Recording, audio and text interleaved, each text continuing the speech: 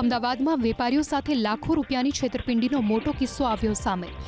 વિરાગ પટેલ નામના વ્યક્તિએ અનેક વેપારીઓ પાસેથી માલ લઈને ચેક આપ્યા હતા, જે બાઉન્સ થયા। હાલ પોલીસે આરોપીની ધરપકડ કરી છે। સમગ્ર કેસની વિગતો પર નજર કરીએ તો વિરાગ ચંદુભાઈ પટેલ ઇન્ડિયા માર્ટ અને અન્ય બોગસ કંપનીઓના નામે વેપારીઓનો સંપર્ક કરી માલનો ઓર્ડર આપતો। ચાંદખેડામાં પોપ્યુલર ઓટોટેક બેટરીના માલિક પાસેથી 226 ઇન્વર્ટર બેટરીનો અંદાજે 22.93 લાખ રૂપિયાનો માલ મંગાવી ચેક આપ્યો હતો, જે ઓછા બેલેન્સને કારણે બાઉન્સ થયો। રકમ માંગતા ફોન બંધ કરી ઓફિસ અને ગોડાઉન બંધ કરીને ફરાર થઈ ગયો। આ રીતે 34થી વધુ વેપારીઓ સાથે છેતરપિંડી થયાનો આરોપ છે અને 6થી વધુ પોલીસ સ્ટેશનમાં ફરિયાદો નોંધાઈ છે।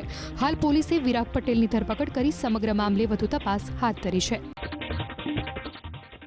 અમદાવાદમાં વેપારીઓ સાથે લાખો રૂપિયાની છેતરપિંડીનો મોટો કિસ્સો આવ્યો સામે।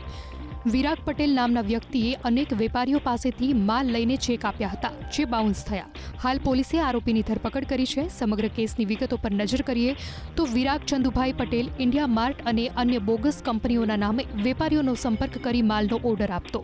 ચાંદખેડામાં પોપ્યુલર ઓટોટેક બેટરીના માલિક પાસેથી 226 ઇન્વર્ટર બેટરીનો અંદાજે 22.93 લાખ રૂપિયાનો માલ મંગાવી ચેક આપ્યો હતો, જે ઓછા બેલેન્સને કારણે બાઉન્સ થયો।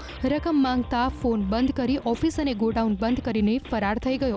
આ રીતે 34થી વધુ વેપારીઓ સાથે છેતરપિંડી થયાનો આરોપ છે અને 6થી વધુ પોલીસ સ્ટેશનમાં ફરિયાદો નોંધાઈ છે।